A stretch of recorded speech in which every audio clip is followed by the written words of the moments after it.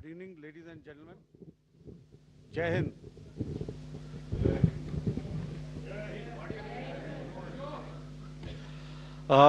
Welcome to this special press conference on Operation Sindoor. We will begin with opening statements by the three senior officers to my right here, who have been directly overseeing operations during Operation Sindoor. We have Lieutenant General Rajiv Ghai, Director General Military Operations, who will cover the aspects related to land domain. Air Marshal A.K. Bharati, to his right, Director General Air Operations, will provide insights on the air domain. And to my right is Vice Admiral A.N. Pramod, Director General Naval Operations, who will cover aspects on maritime domain. Following their briefings, we will move on to the question-answer session. I now request the DGMO to commence the opening brief. Thank you, Sandeep. A very good evening to all of you, ladies and gentlemen. You are all by now familiar with the brutality and the dastardly manner in which 26 innocent lives were prematurely terminated at Pahalgam on the 22nd of April. When you combine those horrific scenes and the pain of the families that the nation witnessed with numerous other recent terrorist strikes on our armed forces and defenseless civilians, we knew that the time had arrived to make yet another compelling statement of our resolve as a nation. Operation Sindoor was conceptualized with a clear military aim to punish the perpetrators and planners of terror and to destroy their terror infrastructure. What I do not state here, of course, is the often stated determination of India and its intolerance to terror. It set into motion a very diligent and microscopic scarring of the terror landscape across the borders and the identification of terror camps and training sites. The locations that emerged were numerous, but as we deliberated more, we realized that some of these terror hubs were now bereft of any presence and had preemptively been vacated, fearing retribution from us. There was also a term of reference and our own binding, self-imposed restriction to target only terrorists and thus prevent collateral damage. There were 9 camps that you are now all familiar with, which were confirmed by our various intelligence agencies to be inhabited. Some of these were in POJK, while there were others that were located in the Punjab province in Pakistan. Nefarious places such as Muridke, the hub center of the Lashkar-e-Taiba, has over the years bred infamous characters such as Ajmal Kasab and the likes of David Headley. What followed was a careful scrutiny of each of these sinister locations, their layout, configuration, even the type of construction in each structure, and the terrain obtained around these. This was with an obvious intent to deduce and identify the exact vector that was required for their neutralization, as also the eyes in the sky that we would send up to ensure that we brought back evidence that we had indeed targeted what we set out to. The precise images of these engagements on that fateful and historical night have already been showcased during the first press statement on the 7th of May that was helmed by our Foreign Secretary. I have no doubt in my mind that we achieved total surprise, and those strikes across those 9 terror hubs left more than 100 terrorists killed, including high-value targets such as Yusuf Azhar, Abdul Malik Rauf, and Mudassir Ahmed that were involved in the hijack of IC-814 and the Pulwama blast. The line of control was also violated soon after by Pakistan, and the erratic and rattled response of our enemy was apparent from the number of civilians, inhabited villages, and religious sites such as Gurudwaras that were unfortunately hit by them, leading to a sad loss of lives. The Indian Air Force played a major part in these strikes by engaging some of these camps, and the Indian Navy provided wherewithal in terms of precision munitions. The Indian Air Force obviously had their assets up in the sky, and I will here request Air Marshal Bharati, the Director General of Air Operations, to detail for you the methodology that the men in blue adopted to successfully manifest this mission. Thank you, Rajiv. A very good evening, ladies and gentlemen. It indeed is a difficult time that we have to come here like this and brief you. We could have done without this, but we had no choice. As the DGMO has detailed, the event was precipitated by the dastardly act at Pahalgam. The sequence of events have already been detailed. We carefully selected the targets, and out of the 9 selected targets, the target systems that were given to the Indian Air Force were the notorious training camps at Bhavalpur and Muridke, these being further from the international boundary. Through critical target system analysis, we analyzed what was to be done to annihilate these targets and plan to engage these targets with precision air-to-surface guided munitions so as to avoid collateral damage. The modalities of planning process I will not go through at this instant. However, what I would like to show you is the results that we achieved through our targeted airstrikes. Could I have the second slide, please?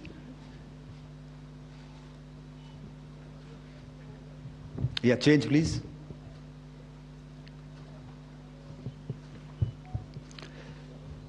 Okay. This is what the terror infra at Muridke looks like.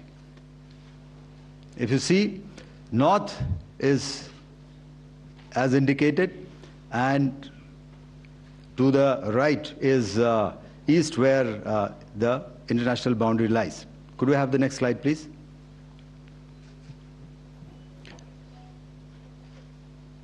Orientating. Just go back to one slide. Okay. Please have a look at this red building, the series of buildings out here, and this empty ground. Next. If you relate, the empty ground is here, and you see this is the first weapon that is impacting. This is the impact point number 1 on Muridke training camp with our precision guided weapons on early morning 7th. Next, please. Keep your eyes glued for the second weapon coming in and the second impact on the selected target point. Next slide, please.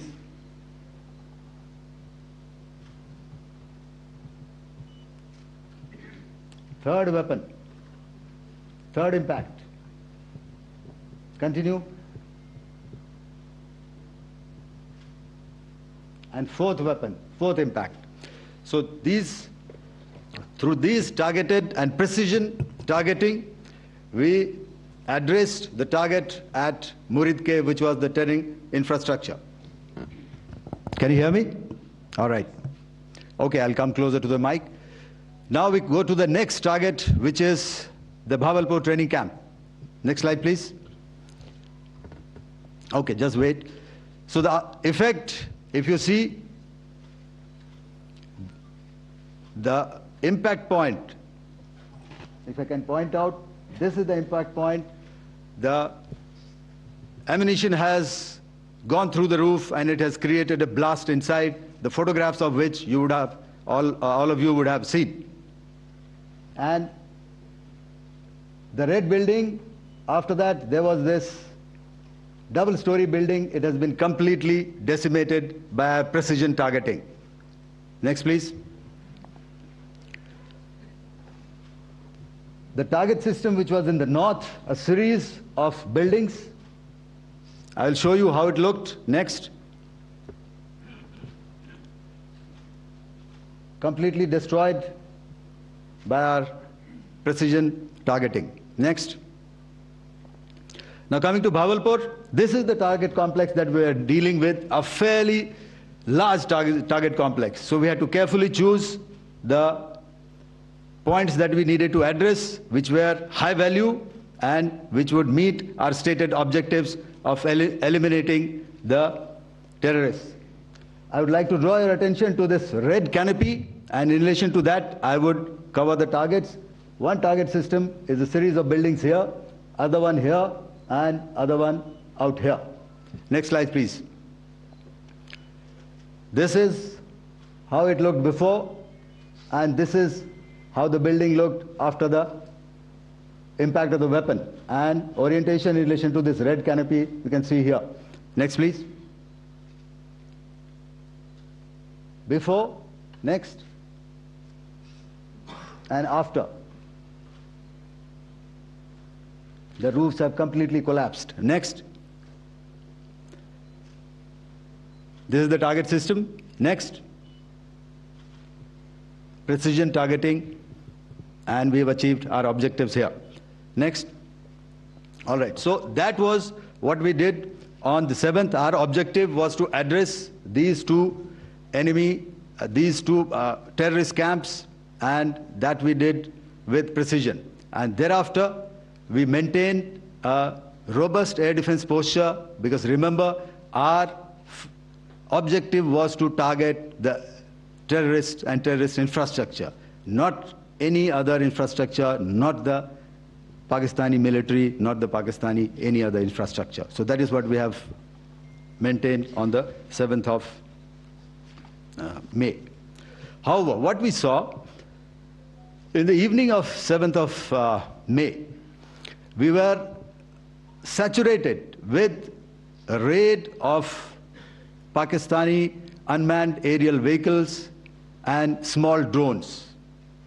And these came in waves in our civilian areas, over our military installations, and all of them were successfully intercepted. Few of them did manage to land. However, there was not much damage that they did. And we have our robust counter-US hard kill and soft kill systems which did the job. However, the difference here was that we had targeted the terrorists. The adversary now has targeted our civilians and the military infrastructure. So it had to be responded to. So in a quick and calibrated response, that very night, we struck their radar installations at Lahore and close to Gujranwala, the LYT installation, to indicate to him that we are ready, yet we do not want to escalate. Our fight was with the terrorists and not with the Pakistani military establishment. Thank you. Thank you, Air Marshal Bharati. So, ladies and gentlemen, he's outlined operations not only on the night of 6th and 7th of May, when Operation Sindoor commenced, but also on the subsequent night, Being well aware and familiar with the congenital and impulsive nature of our adversary, and even though we did attempt to reach out and communicate our compulsions to strike at the heart of terror to my counterpart in the immediate wake of Operation Sindoor, the request was brusquely turned down, with an intimation that a severe response was inevitable and in the offing. We were, of course, prepared. Operations on the 7th and the 8th, Air Marshal Bharati spoken about. On the night of 8th and 9th of May, they flew drones and aircrafts into our airspace all across the borders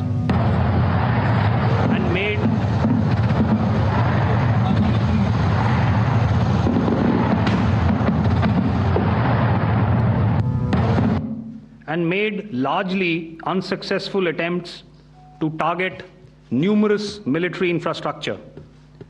Violations on the line of control by Pakistan also commenced yet again and precipitated into fierce arty engagements. The air operations on the night of 8th and 9th of May, I'll yet again request the DG Air Operations to cover.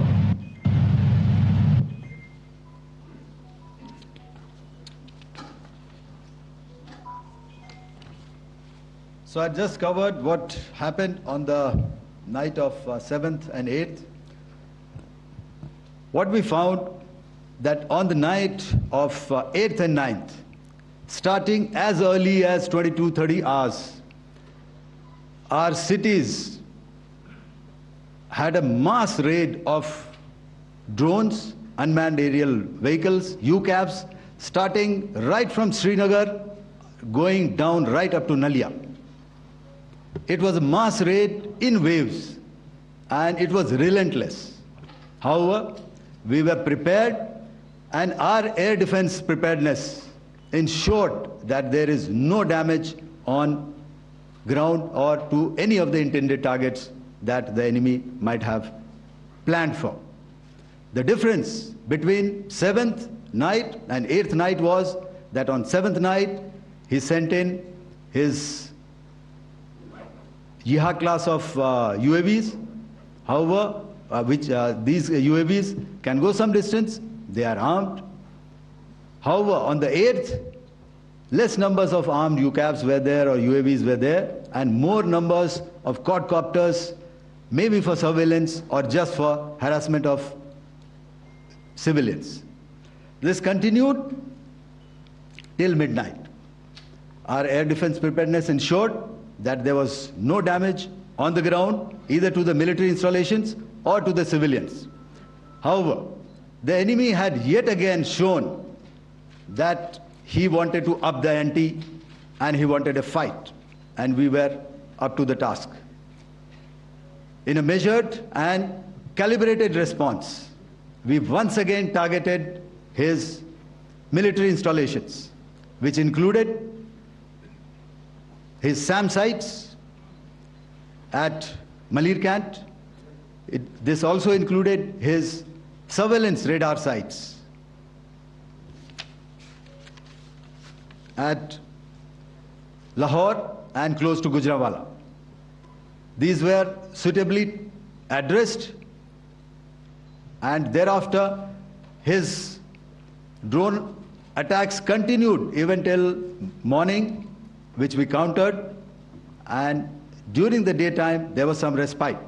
Here I would like to bring out another aspect. What we found was that while the drone attacks were being launched from somewhere close to Lahore, enemy had allowed his civilian aircraft to also continue to fly out of Lahore. Not only his own aircraft, but international passenger aircraft, which is quite insensitive, and we had to exercise extreme caution, even at the cost of some tactical disadvantage, to ensure that there is no damage to any of the civilian aircraft. And this was also brought out in our press briefing during the day. So I will now hand over to my colleague to cover the events of 9th onwards. On land, we also undertook certain measures such as deployment of air defense and electronic warfare assets to establish an integrated grid with the Indian Air Force, and I have seen and heard some of you wax eloquent about the benefits of such an architecture when it comes to negating and combating air intrusions. We also carried out deployment to include movement of our forces in the land, sea, and air domains.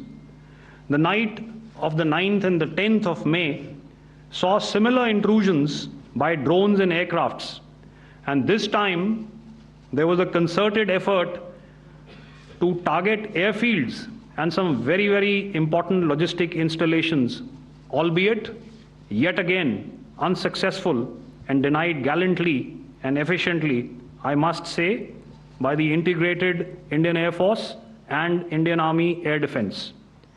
We further strengthened our deployment and also initiated some pressure points to send a very clear and unambiguous message to the other side to desist from any misadventures on land.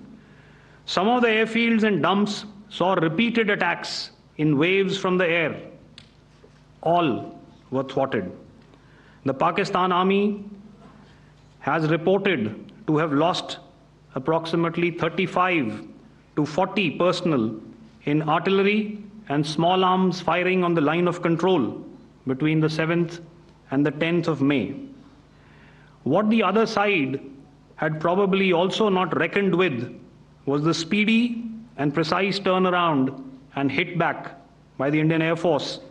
And I will yet again ask Air Marshal Bharati to speak about these significant and game-changing strikes. I will thereafter request Vice Admiral Pramod, my colleague and Director General of Naval Operations, to tell us about some very telling naval maneuvers in the Arabian Sea that exerted pressure on the night of 9th and 10th of May. Over to you, sir. Thank you. Commencing about 2000 hours, that is 8 p.m. local time, on 8th of May, several Pakistani unmanned aerial systems, drones, combat vehicles attacked multiple IF bases. These included Jammu, Udhampur, Pathankot, Amritsar, Bhatinda, Nal, Dalhousie, Thois, Jaisalmer, Uttarlai, Falodi, Nalia. These were almost simultaneous and they came in waves. All our AD guns and other systems were waiting for them. All these waves were neutralized by our trained crew using the air defense systems that they have, and also some of them were utilized using our legacy systems like Pechoras and IF Summer, which we have recently acquired. And some were neutralized by the Garud snipers. There was no damage on ground from these incursions and these mass raids, if I could call them, from the Pakistani side.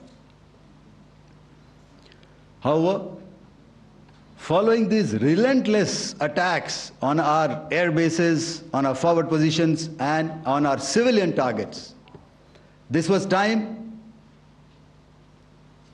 to convey some message to our adversaries. And therefore, a decision was taken to strike where it would hurt. And towards that, in a swift, coordinated, calibrated attack, we struck his air bases, command centers, military infrastructure, air defense systems across the entire Western Front. The bases we struck include Chaklala, Rafiki, and mind you, Chaklala is Islamabad, Rahim Yar Khan, Sakar, sending a clear message that aggression will not be tolerated. This was followed by strikes at Sargoda, Bholari, Jacobabad. We also struck the C2 centers at Murid, the UAE complex at Murid, Rafiki, radar at Chunia, which I will show you, Rahim Yar Khan airfield, and the unmanned combat aerial vehicle hangar at Sakar. I would like to reiterate here that we have the capability to target every system at these bases and more. However, it was only a measured response to instill good wisdom to our adversary to refrain from further escalation. IF response was directed only at military installations, avoiding civilian and collateral damage. I would now like to show you some of the effects that have been achieved as a result of our air operation.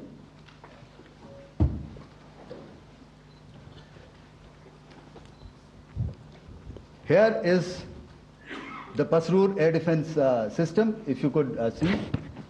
Zoomed up view, this is the radar mounted on a high tower.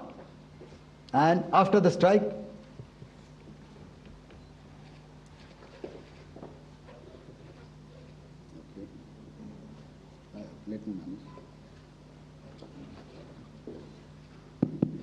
thank you.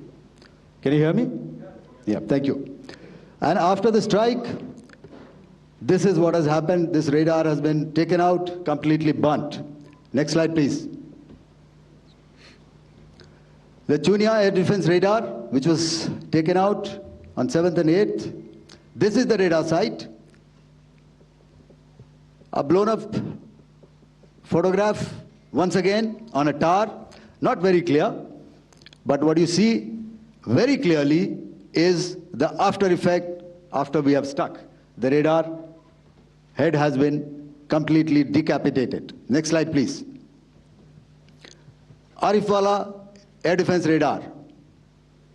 In this complex, you see how it looked before, blown up image, and after really blown up. Next. Now coming to Sargodha airfield. Remember, this is one of their important airfields wherein they have a lot of assets, F-16s, other assets which they keep getting, training institutes. And we have stuck this airfield. It is not, if you zoom in here, then one impact point here on the runway and second impact point of our weapon, precision weapon on the runway. And if you see this blown up repairing going on, same here. Next. Rahim Yar Khan. This is the area we have struck. A deep strike out here and one complex here. So this is how it looked before, and the same, you see a big crater, another crater here, and this complex, after strike, neutralized. Next. Chaklala airfield, Noor Khan, once again a major air base, a lot of their logistic assets out here. This was the chosen complex that we intended to strike and convey a message. Next slide, please. This is how it looked before, and this is how it looked after our strike. Next. Sakar. We chose the radar site at Sakar. This is the radar site, and after it was struck, this is the aftermath, completely burnt out. Next, please. Aircraft shelter. This is how it looked before the strike, and this is how it looked after the strike. The roof of the buildings completely caved in and burnt. Next. Bolari airfield, aircraft hangar. This is how it looked before, and this is how it looked after the precision strike. Next. Jacobabad, aircraft hangar, and this is how it looked after. Next. So what I'm trying to convey here, ladies and gentlemen, is to start with, Our fight was neither with the Pakistani military nor with anybody else who's there on the other side. Our fight was with the terrorists. We neutralized the terrorists that we selected to be neutralized, and thereafter we only maintained the air defense posture. However, we were relentlessly pounded by waves after waves, night after night, by his UCAVs, by his drones, and by his other unmanned aerial systems.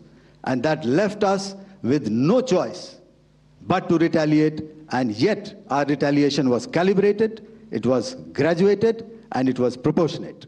Thank you.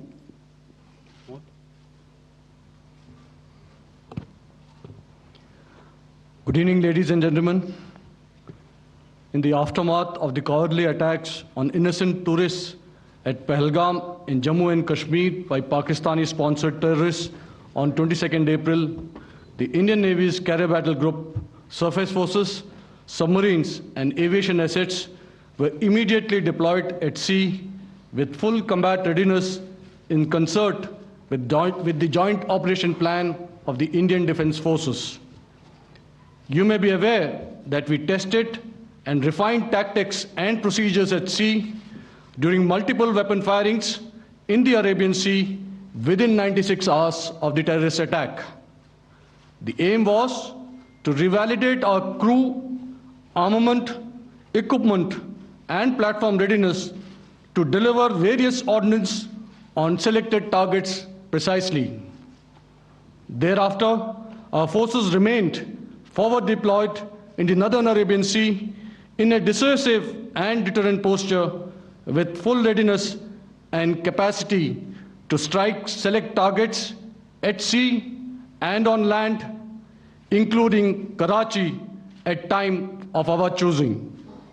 The forward deployment of the Indian Navy compelled Pakistani naval and air units to be in a defensive posture, mostly inside harbors or very close to the coast, which we monitored continuously.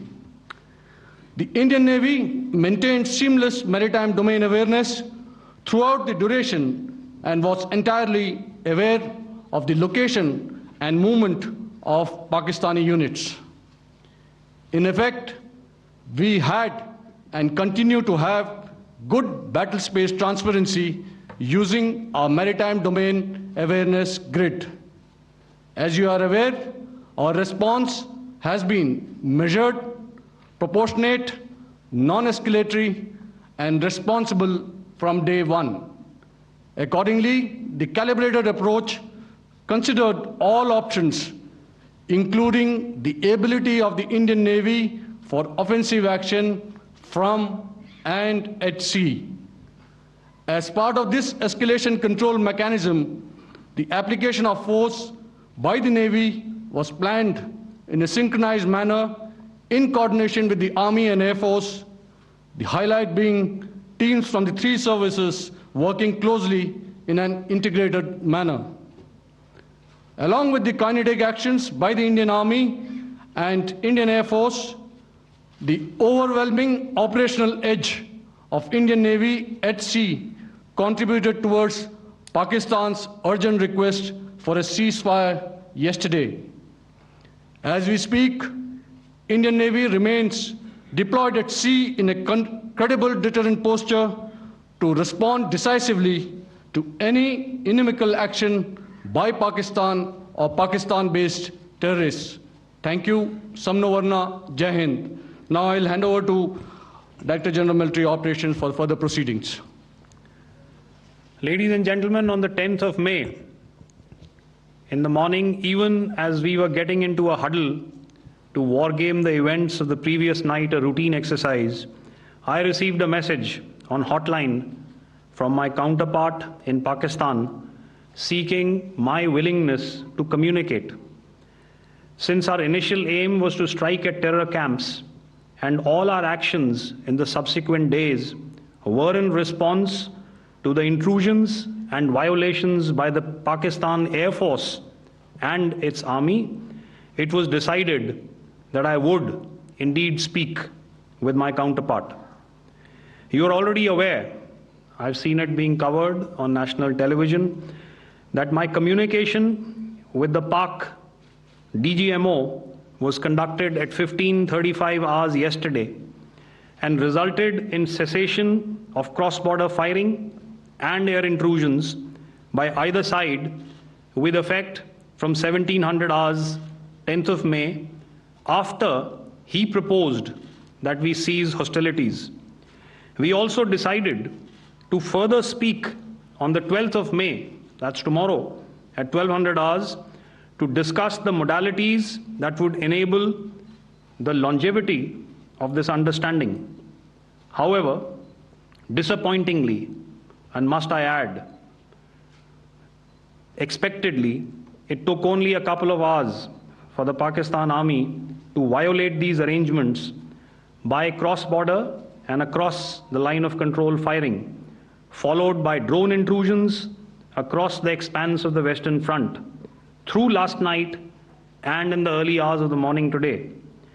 These violations were responded to robustly and dealt with as they must be. We have earlier today sent another hotline message to my counterpart highlighting these violations of the understanding between the DGMOs on the 10th of May and our firm and clear intent to respond to these fiercely and punitively, if repeated tonight, subsequently, or later. In this regard, I must inform all of you that the Chief of Army Staff has earlier today conducted a security review and has granted full authority to our Army commanders for counter-actions in the kinetic domain in case of any violation by Pakistan. In the end, I pay my solemn homage to my 5 fallen colleagues and brothers from the armed forces and civilians who have tragically lost their lives in Operation Sindoor. Our hearts go out to the bereaved families, and we express our solidarity to them in this lifetime and beyond, at this grave juncture in their lives. Their sacrifices shall always be remembered and spoken of in glowing terms by a grateful nation. We have thus far, ladies and gentlemen, exercised, and my colleague Pramod highlighted this, immense restraint, and our actions have been focused, measured, and non-escalatory. However, any threat to the sovereignty, territorial integrity, and safety of our citizens will be met with decisive force. Jai Hind. Okay, ladies and gentlemen, we are now open for questions. All right, now, since I would not know all of you, I would expect you to please raise the placard or your hand, and once I indicate, I expect you to please give out your name and the media group that you belong to. Keep your questions short so that we can take as many questions as possible. Also, ladies and gentlemen, kindly bear in mind that confidential aspects may not be answered by the 3 DGMOs. Right. I've got a lot of hands here. Let me start from the left. Left foot always in front when we start marching. So here we have to the left, okay. Yeah, 238. Hello. So this is Manas Pratimhuyan from PTI, Press Trust of India.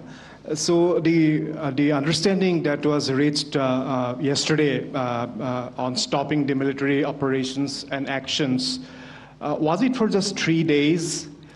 And what would be the cost escalation if there is violation of this understanding by the Pakistani side? And my subsequent question would be that we have a kind of ceasefire agreement with Pakistan that was finalized in 2003. So will there be some kind of similarities in frameworks between the two kind of understandings, 2003 ceasefire agreement and the current understanding on stopping military operations? And again, what are the cost that will be incurring on Pakistan if Pakistan again resorts to this kind of terrorist activities, because we have made it very clear that the cost will be very high. So I would like to have your thoughts on it. Okay, so I'll answer the latter part of the question first. I also want to add that while the initial ceasefire agreement, as you correctly pointed out, is of the 2003 vintage, but I must remind you that in 2021, in the month of February, and this was then when the crisis in eastern Ladakh was also on, the two DGMOs had spoken and arrived at a ceasefire understanding that lasted right up until this unfortunate attack at Pahalgam. Once our Foreign Secretary had announced the decisions of the CCS in the immediate wake of that attack, he had announced certain measures, and then of course Pakistan had in turn made its own announcements. Since then, there have been certain violations of this ceasefire understanding, and of course after the 7th of May, like I pointed out during my statement, that there have been numerous violations on the line of control especially, and of course along the international boundary by the Pakistan Army and the Pakistan Air Force. This understanding that we spoke about yesterday, no, it was not for 3 days. It was first to stop aggressive and hostile activities immediately, let that order and direction settle down for about 36 hours, and thereafter discuss modalities, like I said, to ensure its longevity. That is tomorrow, on the 12th of May. But unfortunately, we had a violation starting at approximately 1900 hours last night. And we've sent a communique, like I said, to the Pakistan Military Operations Directorate. And we will await as to what happens tonight. All right. The cost escalation, I'll leave it to your best imagination. I've already said that the response will be fierce and punitive. Now, the right foot forward. Yeah.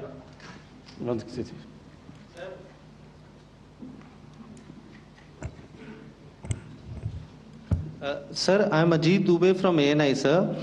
Sir, my question is that you talked about the loss of lives to the Pakistan army, that was around 35 to 40 kills secured by the Indian army. Sir, can you tell us what would be the total loss of life to the Pakistan army in both army and air force attacks, sir? And how good was the performance of the BrahMos, Scalp and the S-400 during the operations? And sir, since we have sir, just one line. No multiple sir. questions, please. Sir, all right. And since sir, we have achieved such a spectacular, we have made good achievements in this entire operation, can we say that we have emerged victorious, or we have a big upper hand over the Pakistanis in this entire conflict? Thank you very much, sir. So I'll answer the question about the loss of lives on the other side. Of course, there are various means to ascertain that number. There is information from various agencies that come in. There are, of course, on the line of control, other ways to find out as to what has been the effect of what you are doing there in ceasefire violations. So therefore, I mentioned 35 to 40 on the line of control, and please remember that once Operation Sindoor was launched, the responses of the Pakistan Army were also on Indian Army or the Indian Armed Forces infrastructure. Let me put it that way. So that's why I did not cover casualties of the Pakistan Army, at least in the initial phases of battle, because those were not our targets. Our targets were terror-oriented. And of course, later, once they launched air intrusions and air operations on our infrastructure, we've used heavier weapons, and of course, there would have been casualties, but those are still being assessed. The effects of the weapons that you mentioned, I will request Air Marshal Bharati to apprise all of you about those. Good evening, Mr. Sujit. How are you? Ajit. Okay, we're meeting after some time. I never mentioned about any of the weapons that we used. Check. Okay. What I was saying, that I never mentioned of any of the weapons, the caliber that we used. All right, so we'll leave it at that. Those are matters of operational details which I would not like to go into. But suffice to say that whatever methods and whatever means we have chosen, it had the desired effects on the enemy targets. How many casualties? How many injuries? Well, to start with, our aim was not to inflict casualties, but in case there have been, it is for them to count. Our job is to hit the target, not to count the body bags. And the last part of your question, I wonder if you read out the tweet on ADG-PI at midnight once we'd done what we had to in Operation Sindoor. And that's credit to my friend here on the left. Justice has been served, Ajit. That is all that I will say. Ajit, no, I'll request you to, refrain putting words into his mouth. All right. Yeah, I'll come back to the left. 147. Sorry, 47. No, 147. Did I see it here or? Yeah. Good evening, gentlemen. Sorry, 147, I saw it there. Sorry. Okay. Yeah, since I've already said, 147, start please. Hi sir, good evening. This is Shivam Patel from Reuters News Agency. Thank you for giving me the opportunity. My question, sir, is how many military targets did Indian Armed Forces strike in Pakistan in response to the attacks from Pakistan? How were these targets selected? And how many troop casualties have been there in total on both sides, if you can give details? Thank you. I'm sorry, where are you? I haven't spotted his... He's to the right. Okay. Can you just repeat that for me, please? Sure, sir. So my name is Shivam Patel. I'm from Reuters News Agency. My question is, how many military targets in total did the Indian Armed Forces strike in Pakistan in response to the attack from Pakistan? How were these targets selected? And how many troop casualties have been there on both sides, if you can? So you're speaking of the targets that I mentioned in the wake of the attack at Pahalgam, right? Military targets, after response. Yeah, I think it's amply clear to everybody here that the Pakistan Army has not crossed the international boundary, neither in the plain sector nor on the line of control. So the intrusions have been in the air. There have been certain attempts on the line of control when ceasefire violations have been on to try and infiltrate and carry out and perpetrate activities that we are all very well familiar with. Whether these are by terrorists or by the Pakistan Army or its special forces and commandos is difficult to say, but each of these have been effectively thwarted. So therefore, as far as engagements of military targets on the other side is concerned, I thought Air Marshal Bharati covered those very well and in detail, and he also mentioned as to how they went about targeting those. I think those images were very clear and very, very graphic in telling us as to what we needed to hit. And you'll remember right at the outset I said that we even went into what was the construction in each of these locations, and therefore decided on the vector that had to be utilized. Please. Okay, if I could add to what the DGMO has said, I have already detailed the targets. Now, whether it is X numbers or Y numbers is that is immaterial. And what damage have we inflicted? You have seen. What are the casualties on the other side? As I said, that is for them to count. As far as we are concerned, from the air defense side, if they had a choice, they would have definitely come in. They are fighters, there are more numbers of UCAVs. It is not that they did not intend to come in. It is only that our robust AD posture prevented them from coming in. So that must be known, and that must be realized by all the audience here. Yeah, I'll come to the left now, 24.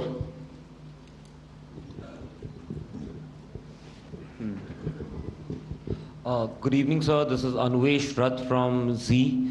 Sir, I wanted to know on the first briefing, which was done by FS and two representatives from Air Force and Army, you showed a list where there was 21 places in that list. You have stuck 9.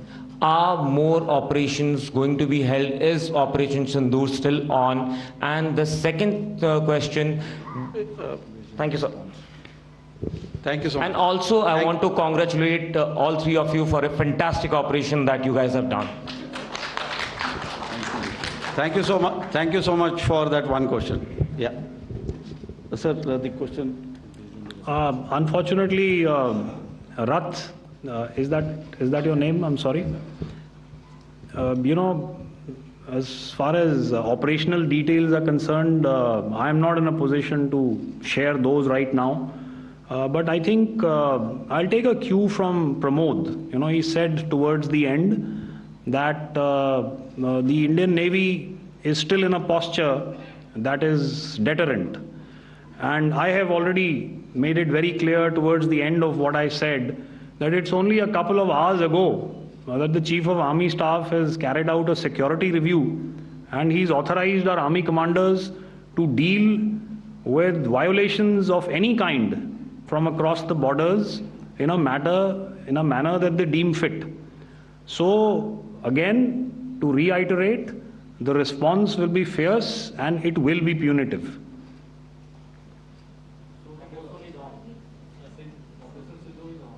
Yes. 163. I'll go back this side now. Yeah, 255. She said middle wale kya karenge, so 255. Oh, sorry. Good evening, sir. I'm Shailesh from National Defense. Please allow me, first of all, to pay my gratitude for protecting us Indians. Thank you very much. Sir, since the enemy has been talking about taking down our aerial platforms, it would be deemed fit in case we can reveal that we have taken down their fighter jets. What could be the number? Though you said that they may be not good to reveal the platforms, but since this has come from various quarters in Pakistan, so I believe that we need to answer, in case if you can, sir, if you may allow. The question is for me? Yes, sir.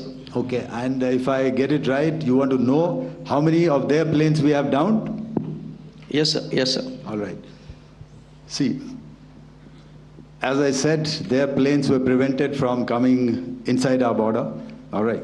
So we do not have the wreckage with us, but definitely we have downed a few planes. Numbers, we would not like to hazard a guess out here. Okay.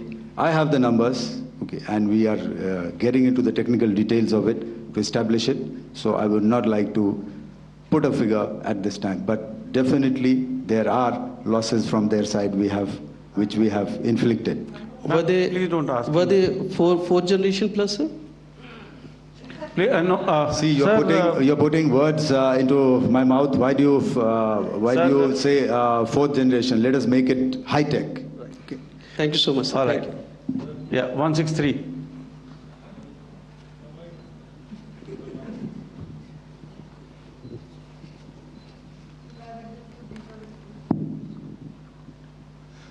Sir मैं मंजीत नेगी हूँ आज तक से। मेरा सवाल ये है कि इस पूरे ऑपरेशन में जो आतंकी ठिकानों को निशाना बनाया गया, क्या नंबर्स कुछ बता सकते हैं कितने आतंकी मारे गए? कुछ नाम सरकार मतलब कुछ नाम मीडिया में आए भी हैं जो बड़े उसके मास्टरमाइंड थे। और एक सवाल जो आज एयरफोर्स ने भी एक ट्वीट किया कि ऑपरेशन सिंदूर अभी जारी है और सरकार की तरफ से भी कहा गया। और पिछली बार जब विदेश मंत्रालय की प्रेस कॉन्फ्रेंस पहली हुई थी उसमें वो लिस्ट दिखाई गई थी कि 21 टेरर कैंप आइडेंटिफाई किए गए हैं। तो क्या जो बाकी बचे हुए टेरर कैंप हैं उन पर भी कार्रवाई होगी? और एक नंबर अगर आप बता पाएं कितने टेररिस्ट मारे गए? Sir, before you answer, sir, before you. Manjeet ji, 3 questions. The third one has just been asked here before. So 21 this thing. So I'll request the first to be answered so that we have more number of people who can ask. Manjeet, जब मैंने statement दिया तो मैंने शुरू में ही कहा कि जैसे ही ऑपरेशन सिंदूर कॉन्सेप्चुअलाइज हुआ तो हमारा जो पीछे की कार्रवाई होती है स्पेड वर्क और टारगेट्स को आइडेंटिफाई और एनालाइज करने की कार्रवाई शुरू हो गई थी। मैंने जब स्टेटमेंट दिया तो मैंने बताया कि बहुत सारे थे, हमने 21 दिखाए होंगे और भी हैं, लेकिन वो लिस्ट फिल्टर करते करते 21 तक पहुंची। अब क्या आगे एंगेज किए जाएंगे? अगर ज़रूरत पड़ेगी तो ज़रूर एंगेज किए जाएंगे, लेकिन मैंने बताया कि इस समय जो इंट एजेंसीज ने हमें बताया कि फलाने कैंप में प्रेजेंस है, हमने उनको एंगेज किया। कुछ नाम मैंने लिए, कुछ नाम अभी पुख्ता किए जा रहे हैं। मैंने आपको बताया कि जो इंट एजेंसीज ने अभी तक असेसमेंट किया है उसमें उन्होंने कहा है कि तकरीबन 100 से ज़्यादा मारे गए हैं। और एक आज आपने तस्वीर भी देखी कि काफ़ी प्रोमिनेंट जो फ्यूनरल था, काफ़ी प्रोमिनेंट एक जो हस्ती हैं वो ऑर्गेनाइज कर रहे थे, और उस फ्यूनरल में और कौन कौन लोग अटेंड कर रहे थे वो तो आपने देखा ही। तो आप लोग सब समझदार हैं और मुझे ये कहने की ज़रूरत नहीं है कि इन लोगों को कहाँ से सपोर्ट मिल रहा है। अगर नहीं मिल रहा होता तो ऑपरेशन सिंदूर नहीं होता, तो उसी की वजह से है ये ऑपरेशन। तो मेरे ख्याल से मैंने आपके सारे सवालों का जवाब दे दिया है। Ma'am, sir next is from 17। Sir मेरा नाम अंजू निर्वाण है, TV9 भारतवर्ष से।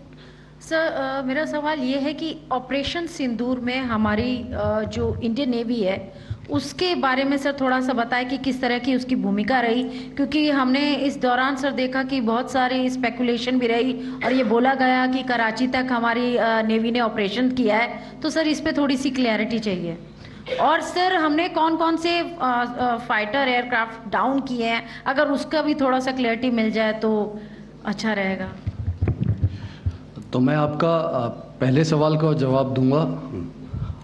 I will make few sentences and leave it for your imagination.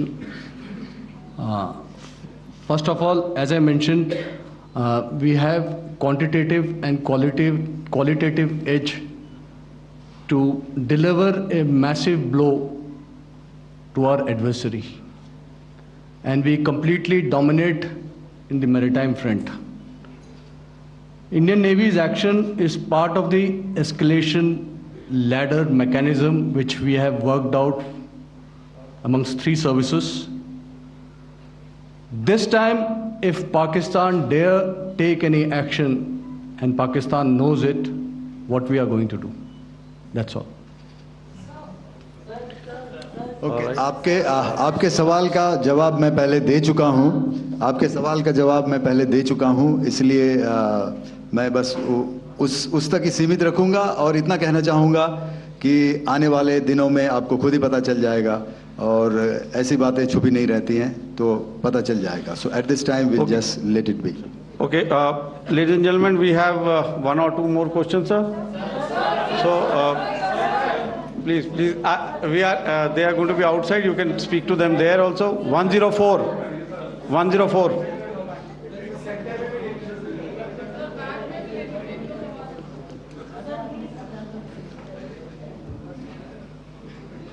I think. Yeah, ask. So Dinaka with the Hindu newspaper. Are you surprised that you got this question? No, sir. I'm waiting for the press alert. Sir, can you give a number of assets we lost, because there's been a lot of speculation going on, international media writing a lot of things about our platforms, including Rafales. I mean, Pakistan claiming that Rafale has been downed, etc. Can you put that question to rest and clarify on that? I guess that question is for me. All right, I'm happy that you've asked this question. You know, we are in a combat scenario, and losses are a part of combat. The question that you must ask us, okay, and indeed that we must ask ourselves, you inclusive, is have we achieved our objectives? Have we achieved our objective of decimating that terrorist camp? And the answer is a thumping yes. And the results are for the whole world to see. As for the details, what could have been, how many numbers, which platform did we lose? You know, at this time, I would not like to comment on that, because we are still in a combat situation. And if I comment on anything, it will only be advantage adversary. So we don't want to give him any advantage at this stage. All I can say is that we have achieved our objectives that we selected, and all our pilots are back home. Thank you. Okay, hold. Please don't. Please be civil here. So we'll have 220 now. Sir, hello sir, this is Anita Chaudhary sir from Swadesh newspaper. मेरा सवाल है, क्योंकि हमारे जो पहले जो action रहा वो आतंकवाद के खिलाफ रहा, तो आतंकवाद में अजहर मसूद की तरफ से एक बयान जारी किया गया था जिसमें उन्होंने कहा कि हम इसका बदला लेंगे और जहाज रुलाएंगे। तो क्या अगला, अगर खुदा न खास्ता अगला टेरर अटैक किसी भी तरह का होता है, तो क्या उसे एक्ट ऑफ वॉर में हमारी तरफ से लिया जाएगा और उसका क्या माकूल जवाब दिया जा सकता है? मेरा इसमें सिर्फ एक ही जवाब है आपके लिए कि हमने अपनी कार्रवाई करी। हमने उसके बाद मैंने अपने स्टेटमेंट में भी बताया कि ये कम्युनिकेट करने की कोशिश करी कि हमने इस तरीके से ये जो स्ट्राइक्स हैं वो क्यों की। लेकिन जो हमारा एडवर्सरी है उसने जैसे मुनासिब समझा वो कार्रवाई करी। तो आपने देखा कि ये जो एक्टिविटीज़ चल रही हैं 3-4 दिन से, ये कोई वॉर से कम नहीं है। नॉर्मल सर्कमस्टांसेस में एक दूसरे देश की एयर फोर्सेस हवा में नहीं उड़ती हैं और एक दूसरे के ऊपर स्ट्राइक्स नहीं करती हैं। हर रात इंट्रूजन्स नहीं होते हैं। लाइन ऑफ कंट्रोल पर सीज फायर वायोलेशंस, आपके एक साथी ने सवाल पूछा था शुरू में, एक सीज फायर अंडरस्टैंडिंग था, वो भी जा चुका है। उस सीज फायर अंडरस्टैंडिंग के जाते जो फायरिंग हो रही है लाइन ऑफ कंट्रोल में, उसमें घुसपैठ की कोशिश हो रही है। आमतौर पर ये घुसपैठ लाइन ऑफ कंट्रोल में टेररिस्ट करते हैं, लेकिन हमें इन्फॉर्मेशन है कि हो सकता है ये पाकिस्तान आर्मी की टोलियां भी हों जो हमारे पोस्ट के ऊपर खामी पहुंचाने की कोशिश कर रही हैं। तो ये सारी एक्टिविटीज़ तो वॉर में शामिल हैं। तो ये कहना मुश्किल है कि आगे क्या होगा, वो स्पेक्यूलेटिव जोन में आ जाता है और मैं स्पेक्यूलेट नहीं करना चाहता हूँ। हर एक सिचुएशन अलग होती है और उससे एक तरीके से डील किया जाता है। सर मैं एक सवाल इसका मैं जवाब देना चाहता हूँ, 1 मिनट। जो मिलिट्री होता, our main job is to prevent war and maintain peace and stability. So it is not that our response is a graded response. That means अगर किसी ने किया तो उसको graded उसमें किया, जैसे terrorist action हुआ तो what we did is a terrorist action and we destroyed all the terrorist camps. उसके बाद आपने देखा कि उनने थोड़ा सा कोशिश किया तो हमारे एयरफोर्स एंड आर्मी ने क्या किया, तो मिलिट्री टारगेट्स हैं उनको उनके ऊपर थोड़ा. So our aim is to maintain peace and tell the our adversary that you do this and the response will be bloody. Okay, now as per the, please, we'll have 166 and 25, and after that, no more, please. Sir, this side. Ladies and gentlemen, please maintain, sir, I this side, request you to please be quiet. Jal Ghai? No. This side, sir. We have only two Sir, questions left, 166. Yeah, please ask. Sir, I'm Rahul Singh from Hindustan Times, sir. So you were totally on top of the game in the kind of losses you've inflicted on the enemy. I mean, we saw those slides and everything. So it kind of comes across that you were batting it 99 and you decided to declare your innings. What are your thoughts on that, sir? And do you think, are you weighing the option of the Pakistan army using this time, buying this time of the so-called ceasefire or the understanding? And you talked about how they could not be trusted. So buying time to kind of build up their war reserves, getting stuff from their friends like Turkey or China, are we considering that possibility, sir? Look, see, the call came from the Pakistani side to speak about cessation of hostilities. What pauses mean during such conflicts is known to everybody. You know, I don't want to go into the pros and cons of how preparation for war is made. You know, that is a process in itself. But I think my senior colleague here, the DG Air Operations, spoke, or he alluded at least, you know, to what this operation was precisely and specifically meant for. And I think that's something that we achieved, you know, right at the outset. Had we had the option not to go further, we probably wouldn't have. But we've been compelled to be in this situation. And as you've seen, the armed forces of India, and you know, you've got the three Director Generals sitting here, we are always prepared to face any eventuality. And like I said, that's for the sovereignty, the territorial integrity, and the safety of our citizens.